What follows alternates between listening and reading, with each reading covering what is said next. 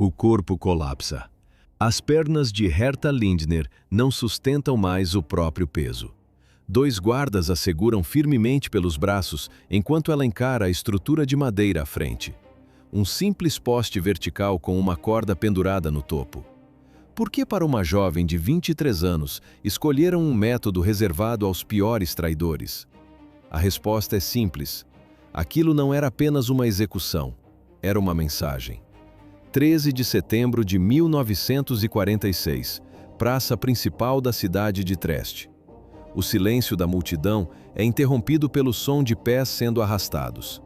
A roupa de Herta está encharcada. O medo se torna fisiológico. Um rastro de urina escorre pelas pernas e forma uma poça escura na poeira seca do chão. A perda da dignidade humana é total e pública. O contraste é brutal. Há poucos meses, estas mesmas mãos apontavam vizinhos com precisão cirúrgica. Um estalar de dedos de Herta significava a morte imediata para qualquer habitante da cidade. Agora, essas mãos não conseguem sequer segurar o próprio corpo. As execuções públicas na Tchecoslováquia haviam sido proibidas na década de 1860, mas o ódio mudou as leis. Em 1945, um decreto especial trouxe as forcas de volta às praças. A sociedade exigia o ritual. O povo queria ver o fim físico daquela que os traiu.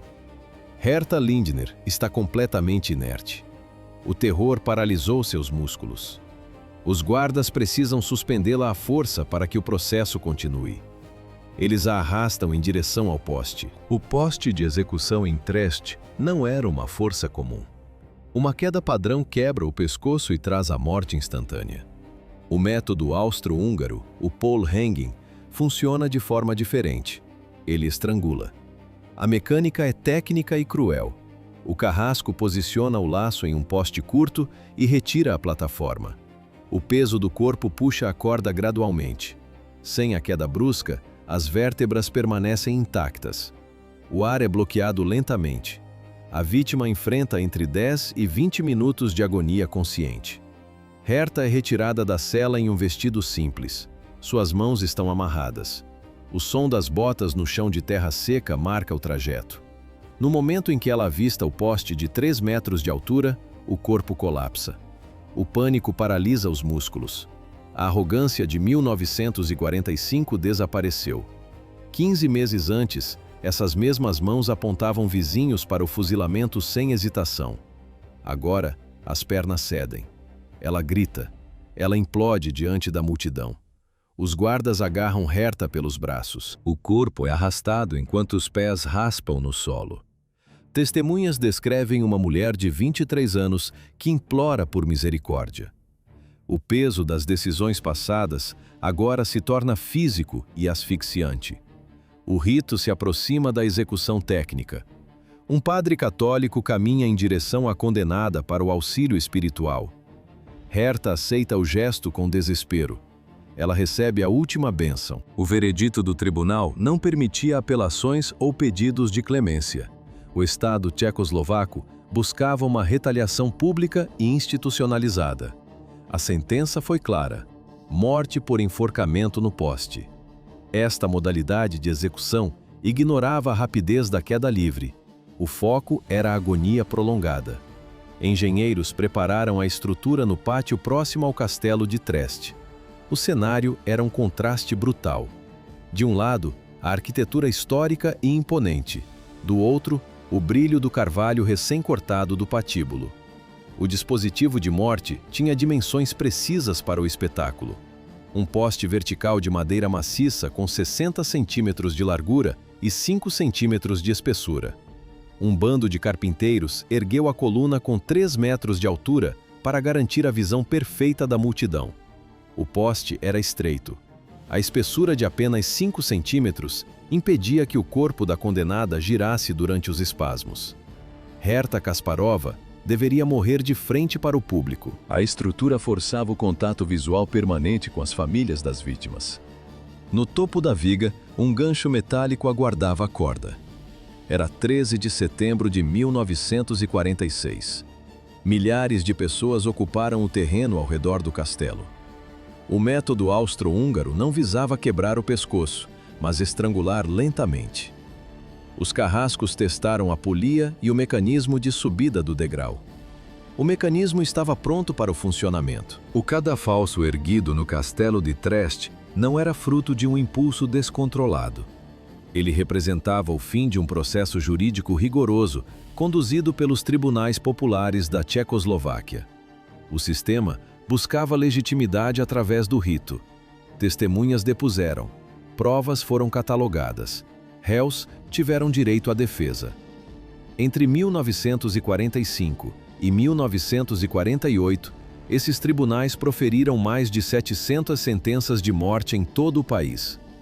A justiça pós-guerra não aceitava o caos, mas institucionalizava o acerto de contas. Herta Kasparova subiu ao banco dos réus. Ela não negou os atos. O que motivou suas ações? A resposta paralisou a audiência. Não foi coerção alemã. Não foi obediência cega às ordens superiores. Foi vingança. Herta admitiu ter enviado vizinhos para a morte como retribuição por traumas da infância e pelo saque da casa de sua família. O tribunal ouviu sobreviventes do massacre de 7 de maio. Eles descreveram a colaboração ativa de Herta com a Gestapo. Suas traduções não eram neutras. Eram sentenças de morte camufladas em outro idioma. O veredito seguiu a lógica da retribuição social. A acusação provou a conexão direta entre as denúncias de Herta e as execuções sumárias de cidadãos tchecos. Os juízes classificaram os atos como crimes contra a humanidade. O ódio pessoal de uma mulher alimentou a máquina de extermínio nazista em Trest. A corte declarou a ré culpada de colaboração e assassinato. A sentença definitiva foi a morte por enforcamento. Esperança de desaparecer no fluxo de refugiados, onde cada segunda pessoa não tem documentos. Era o plano de Herta Kasparova em 1945. Ela cruzou a fronteira com a Áustria, misturou-se ao caos da Europa Central devastada, tentou tornar-se ninguém. Mas a Europa era um vilarejo pequeno demais para crimes tão grandes. 1946. A polícia tcheca localizou seu paradeiro em solo austríaco. Os sobreviventes de Trest haviam falado. As testemunhas assinaram os depoimentos. As novas autoridades abriram a investigação oficial. Herta acreditava no anonimato das massas. Ocupantes e vítimas dividiam as mesmas estradas de terra. Mas o reconhecimento foi inevitável.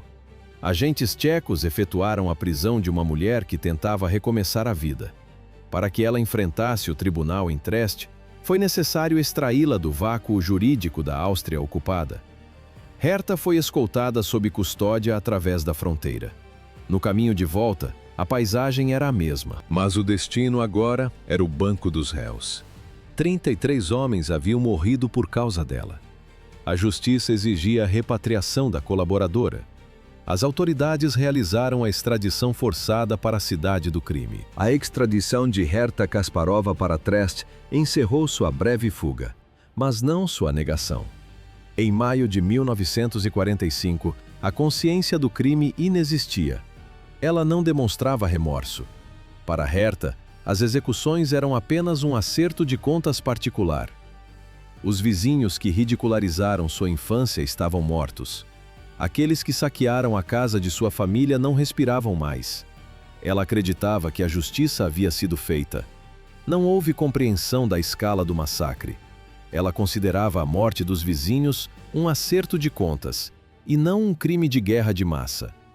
A proteção das Schutzstaffel parecia inabalável. Herta acreditava em uma vitória alemã improvável, ou em um refúgio seguro sob a guarda da SS. O erro foi catastrófico. No dia 8 de maio de 1945, a Alemanha assinou a rendição incondicional. O Terceiro Reich deixava de existir legalmente. As tropas soviéticas entraram em Trest poucas horas após o massacre. As unidades da SS que retomaram a cidade iniciaram a fuga imediata. O pânico substituiu a arrogância de Herta. Testemunhas tchecas anotaram cada gesto dela. O povo sabia de sua colaboração com a Gestapo em Jihlava e Zlín. O anonimato era impossível em uma comunidade pequena. Herta Kasparova percebeu que a vingança local seria rápida e violenta. Ela cruzou a fronteira com a Áustria no caos do colapso alemão. O Terceiro Reich desmorona sob o peso de 2 exércitos. No leste, as forças soviéticas varrem a Tchecoslováquia com uma velocidade avassaladora. No oeste, o avanço americano é constante. Adolf Hitler está morto há 5 dias. O suicídio no bunker de Berlim, em 30 de abril, selou o destino da guerra. Todos sabem que o fim chegou. A resistência tcheca em Praga não espera o resgate externo. O levante começa.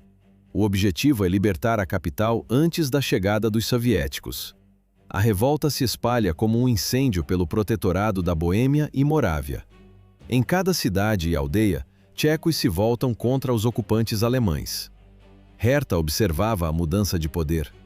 Ela acreditava que a morte de seus vizinhos era apenas um acerto de contas, e não um crime de guerra. Trieste não ficou isolada do caos. Nos dias 5 e 6 de maio, membros da resistência local enfrentaram a pequena guarnição alemã. O confronto foi rápido. Os combatentes tchecos dominaram os soldados e tomaram o controle. Bandeiras da Tchecoslováquia foram hasteadas nos prédios públicos da cidade.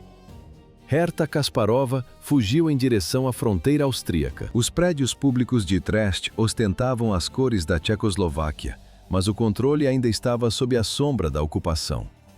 Herta Kasparova não buscou o exílio imediato. Em vez disso, ela assumiu o papel de árbitra final em sua própria cidade. A seleção não seguiu critérios ideológicos ou militares. Entre os detidos estavam operários, zeladores e pais de família, homens sem qualquer envolvimento político. O único crime registrado era a nacionalidade tcheca em uma zona de interesse da SS. Como a SS escolhia quem deveria morrer?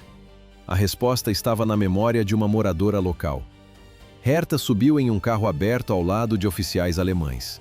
O veículo avançou em marcha lenta pelas ruas de Trieste. Diante dela estavam rostos conhecidos de toda uma vida. Vizinhos e conhecidos formavam a fila dos condenados. Herta não proferiu sentenças longas ou justificativas. Ela apenas estendia o braço, um dedo apontado, um estalo de dedos indiferente. O gesto era casual, quase banal. Cada movimento selava o destino de um homem. Os soldados da SS agiam imediatamente após o sinal. Eles puxavam os selecionados para fora do grupo principal. Uma nova linha era formada, separada dos demais. De acordo com os relatórios oficiais e depoimentos posteriores, 33 homens foram retirados da multidão. Herta Kasparova não buscava apenas ordem, ela buscava o acerto de contas definitivo. 33 homens formavam a linha de execução. Eram vizinhos, conhecidos e rostos familiares da pequena Trieste. De acordo com os registros históricos, o processo seguiu uma lógica de vingança pessoal, camuflada por ordens militares da SS. Os soldados ordenaram que as vítimas levantassem as camisas. O alvo era o peito nu. O esquadrão de fuzilamento se posicionou a poucos metros. Onde estava a resistência organizada? Não existia. Entre os condenados estavam 2 homens que 20 anos antes ridicularizavam Herta na escola primária por sua deficiência física. O som dos disparos rompeu o silêncio da cidade, um após o outro. Os corpos caíam sobre os paralelepípedos do pátio. O sangue escorria entre as pedras. Em Trieste, o fuzilamento de 33 civis desarmados não visava sufocar uma revolta, mas satisfazer uma memória ferida. Herta Kasparova utilizou o poder do Terceiro Reich para apagar os fantasmas da infância. Sob o sol de maio, os corpos permaneciam estendidos no chão. Herta observava a cena. Sobreviventes relataram que não houve sinal de hesitação ou arrependimento em seus olhos. Ela demonstrava uma satisfação gélida diante dos 33 cadáveres. Vera Kasparova não era apenas uma tradutora. Ela se tornou a peça central do aparato de segurança nazista na Morávia. Suas palavras em alemão selavam destinos. O processo era mecânico. Traduções geravam prisões. Prisões levavam a interrogatórios. Ocupantes utilizavam a tortura como método padrão. A dor insuportável extraía confissões. Muitas eram falsas. Todas eram fatais. Qual era o custo real do trabalho de Vera em Jihlava e Zlín?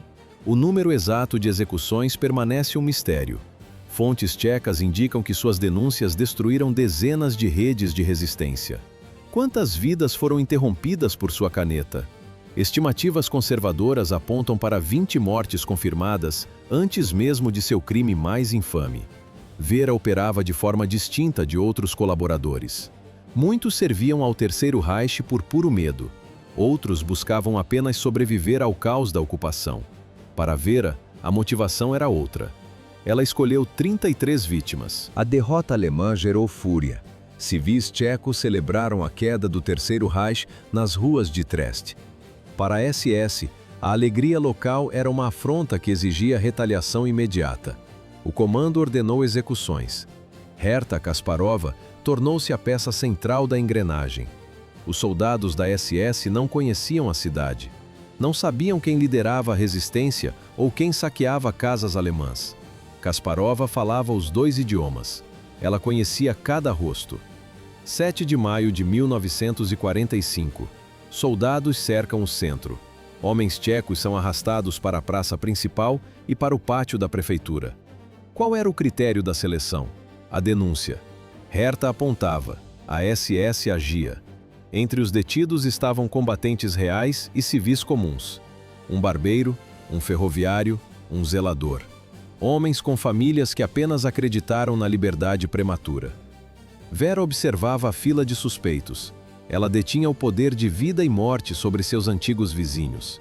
A SS aguardava apenas um sinal dela para iniciar os fuzilamentos. 50 homens foram encurralados contra as paredes do pátio. A pequena guarnição alemã não resistiu. O levante tcheco tomou as ruas de Trieste. Bandeiras da Tchecoslováquia subiram nos mastros. Elas substituíram décadas de estandartes alemães. Prisioneiros tchecos saíram das celas. A raiva mudou de lado. Oficiais alemães fugiram. Mas os colaboradores locais não tinham para onde ir. A casa de Vera Kasparová virou um alvo. Fica perto da estação ferroviária. Vizinhos tchecos invadiram o local. Móveis viraram lenha. Janelas estouraram. Saquearam tudo o que a família possuía. Por 48 horas, Trieste respirou. Parecia o fim do pesadelo. Como uma adolescente suportava o som de ossos quebrando e o cheiro de sangue no porão? Herta trabalhava como tradutora no escritório da Gestapo em Zlín. O cargo oficial na folha de pagamento era clérigo. A realidade era o subsolo. A sede em Zlín controlava uma região com 100.000 habitantes. O trabalho de Herta era mecânico. O prisioneiro gritava em tcheco. Herta ouvia. Ela traduzia para o alemão com voz calma. O som das máquinas de escrever abafava os gemidos. A tortura virou rotina administrativa. Ela processava a dor como se fosse papelada. A liberdade durou pouco. No dia 7 de maio de 1945, o contra-ataque começou. Unidades da SS partiram de Jihlava. Foi uma das últimas operações alemãs bem-sucedidas na guerra. O objetivo era claro: resgatar alemães e punir a insurreição. Blindados pesados entraram na cidade. Caminhões militares cercaram as saídas. A SS retomou o controle absoluto. Os soldados estavam humilhados. Civis tchecos haviam celebrado sua derrota cedo demais. A vingança seria sistemática. Herta recebeu uma promoção e foi transferida para o quartel-general da Gestapo. Os registros oficiais listavam Herta como uma simples assistente administrativa, uma datilógrafa. Segundo as folhas de pagamento, ela era apenas uma engrenagem burocrática em um escritório de ocupação.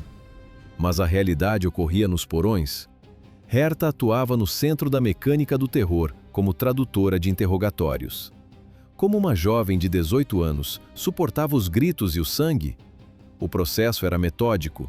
Um prisioneiro tcheco gritava sob tortura. Herta ouvia as súplicas e a dor em sua língua materna. Depois, ela traduzia o conteúdo para o alemão, sem hesitação, com voz calma. O som das teclas da máquina de escrever preenchia a sala. O ruído seco do metal batendo no papel abafava os gemidos dos dissidentes. Herta redigia relatórios de espancamentos e tortura psicológica como se fossem notas fiscais. Ela via o rosto dos vizinhos desfigurados por oficiais da Gestapo. Para ela, a dor alheia era apenas uma tarefa de escritório. A eficiência de Herta chamou a atenção dos superiores. Em setembro de 1942, o comando do Reich formalizou sua ascensão. Ela recebeu uma promoção. O destino era o quartel-general regional em Zlín. Zlín não era uma cidade qualquer. Ali funcionava a fábrica de calçados Batia, um gigante industrial confiscado pelos nazistas para a produção de guerra. A unidade da Gestapo local controlava uma região com mais de 100 mil habitantes. O volume de trabalho era maior, os casos eram mais graves. Herta passou a lidar com redes organizadas da resistência e prisioneiros de alto valor estratégico. Herta arrumou seus pertences e se apresentou na nova sede da polícia secreta. A ascensão de Herta ao quartel-general de Zlín não refletia lealdade cega ao Terceiro Reich. O combustível era um sentimento muito mais primitivo: vingança. A maioria dos colaboradores homens tinha idade militar e buscava sobrevivência ou carreira. Herta era a exceção estatística. Ela não servia a uma ideologia, mas à memória de cada insulto recebido na infância. Cada comentário sobre sua deficiência física, cada riso de vizinho sobre seu caminhar manco. A ocupação inverteu a hierarquia social. O medo mudou de lado. Herta Kasparová não queria converter tchecos ao nazismo.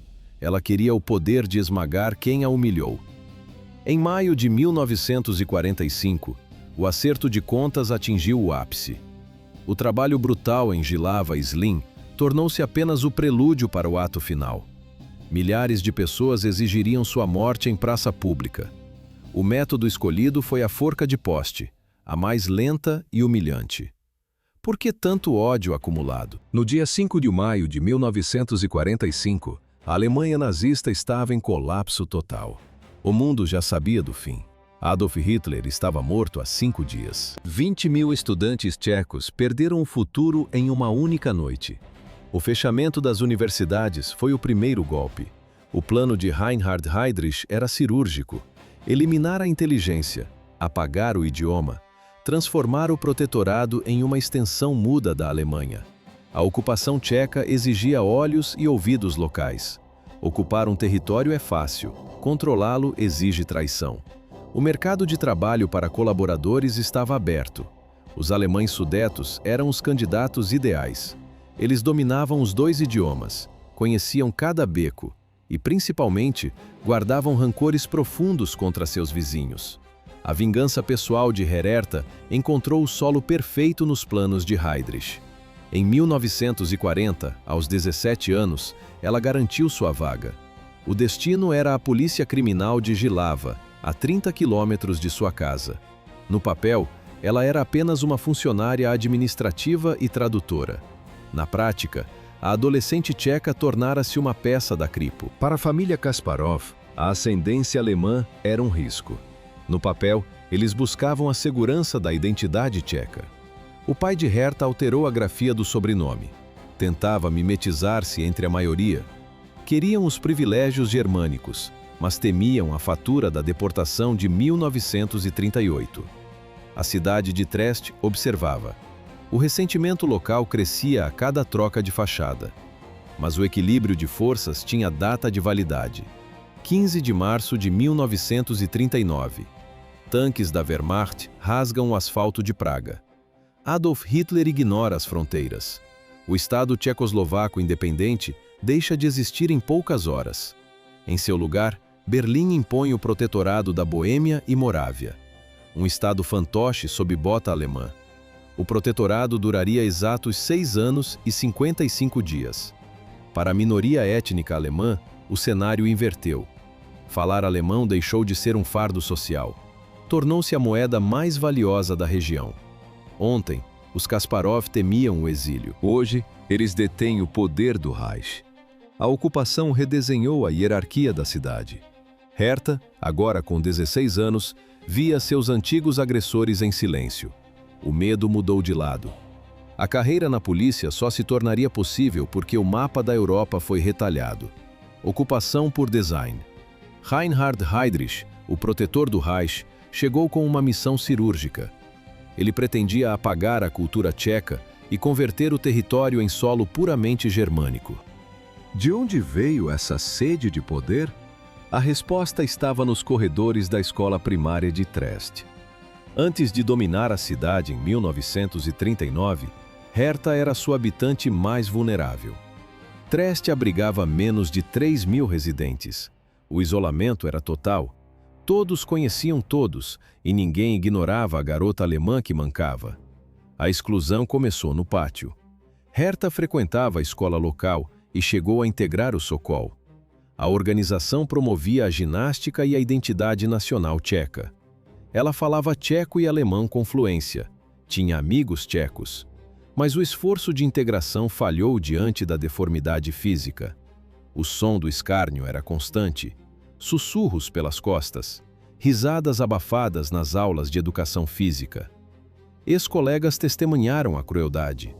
Meninos imitavam seu andar arrastado. Meninas riam quando ela passava pelos corredores.